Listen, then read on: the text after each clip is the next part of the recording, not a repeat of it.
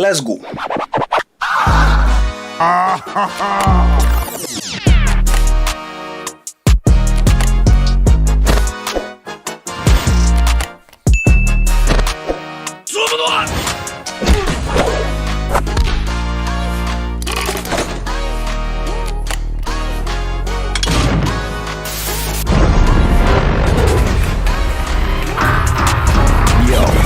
What's going on, guys? It's your boy Savior. Let's get right into it. Yo, scaling in at 12 inches tall from head to toe and composed of 1,713 pieces. Ladies and gentlemen, give it up for 2021 Godzilla vs Kong Mechagodzilla. Now, the instructions to this guy are available on my Rebrickable page and my Patreon for $5, so the links to those two pages are available in the description. But you know what? Before we even get into the video, I'm actually gonna need your help. Nani? So, y'all already know your boy is out here doing some elite tier level stuff on this channel, okay? We got some elite class level stuff going on here on a regular basis. Some might even go as far as to call it God tier. Now, I'm not saying it's God tier. I'm just saying what some other people might go as far as to say. Apologies, we got a little sidetracked there. What I'm trying to say is I'm gonna need your help because this is actually going to be my submission for Lego Ideas. So if you guys want this to be an official set, I'm gonna need you guys to support this build over there on that Lego Ideas website. And I actually need 10,000 supporters for this to even have a chance of becoming an official Lego set. So I'll leave the link to the Lego Ideas website in the description. Now, the cool thing about the Lego Ideas submission process is it's not just one submission and then you're done. Since it takes a long time to accumulate the 10,000 supporters, you can actually continuously update your model throughout the process. So let me know if you guys have any improvements or upgrades that you would like to see incorporated into this build, and I'll definitely take your opinions into account. Eventually, I'll be breaking the physical model down, but since I have this built in the Studio Designer, I can actually just re-render this and remodel it as many times as I want. Oh. Now I know what you're thinking. Why support some random guy's Lego Mechagodzilla mock when I can just go on Amazon, Temu, or even eBay and buy the already made 2021 Mechagodzilla set? A good question indeed, but you see, the thing is, we get crazy on this channel. Yeah. So on top of the fact that mine is a lot more detailed due to the fact that I built it at a larger scale, it also comes with a myriad of extra special effect weapons and add-ons. So you can rest assured this will be one insanely cool display piece. Okay, so for starters, we got the signature Mechagodzilla mouth beam here, which is actually really easy to attach and detach. It actually just clips onto the middle of the bar plate at the bottom of Mechagodzilla's lower jaw here. And then when you're ready to unclip it, all you have to do is simply just pop it out just like that. Next up, we got the upper shoulder rocket launchers that Mechagodzilla sports as he's fighting King Kong and Godzilla towards the end of the movie.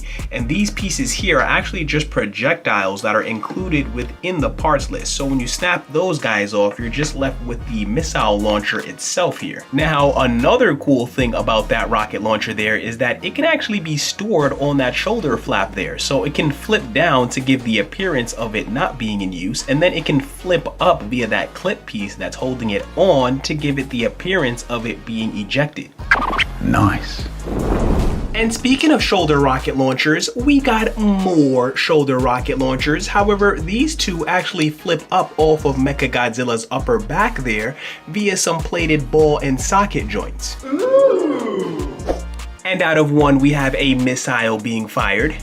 And out of the other one, we have a customized plasma beam thingy, because the Mechagodzilla from Godzilla vs Kong 2021 actually doesn't have plasma beams. Aww. But he does have the plasma fist, which he was just using to put the beats on Godzilla in that final battle. Now to get the plasma fist going, all you'll have to do is attach the blue blast effect pieces that are attached to the clips onto the bracket pieces on Mechagodzilla's wrist. As for the other portions, you'll attach the round translucent blue plates onto Mechagodzilla's knuckles, and then you'll attach the round brick piece onto the inner portion of his hand, and then those two fireball pieces attached to the end of Mechagodzilla's fingers there. Now, out of all the accessories that I went over, this has got to be my favorite one. The rocket boosters that eject from Mechagodzilla's back here. And to attach these, all you have to do is attach the round translucent red bricks onto the red studs on Mechagodzilla's back. Now, I'm just briefly covering the accessories here, but if you purchase the instructions, it actually gives you a step-by-step breakdown on how to create each accessory. So it's actually real intuitive and not as difficult as it looks to attach these things. And the projectiles can be interchanged, so you can put the plasma beam on the shoulder cannon area or the missile on the plasma beam area, and you can just mix and match all of these accessories.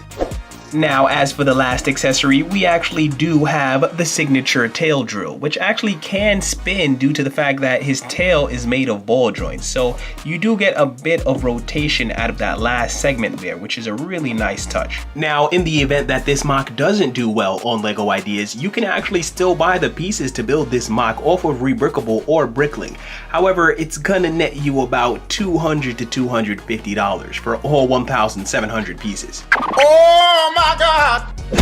Now, if we can get this to be an official set though, I'm not 100% sure it'll be that high because things produced in mass tend to go down in price, so maybe it'll scrape like 50 off the top since LEGO has their own factories and they don't have to pay all these crazy shipping fees for pieces and things like that. But you know what? Don't quote me on that. Let's just see what happens. On a side note though, if you guys are interested in seeing my Ready Player One Mechagodzilla mock, I'll leave the link to that bad boy at the end of this video. Now, in terms of stability and sturdiness, this Mechagodzilla is actually both of those. And that's because he's balancing on both massive feet and the tail. So I actually have no fear of walking away and thinking this guy is just gonna spontaneously collapse. On top of that, even if I knock the table, he's so sturdy that I don't even fear something spontaneously giving out and him falling down. Wow!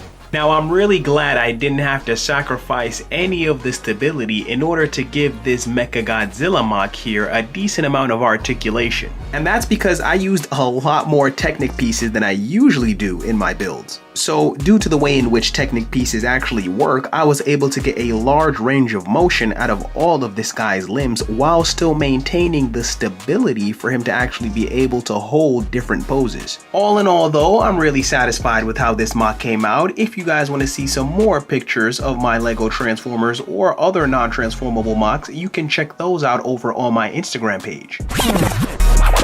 Damn, son, where'd you find this?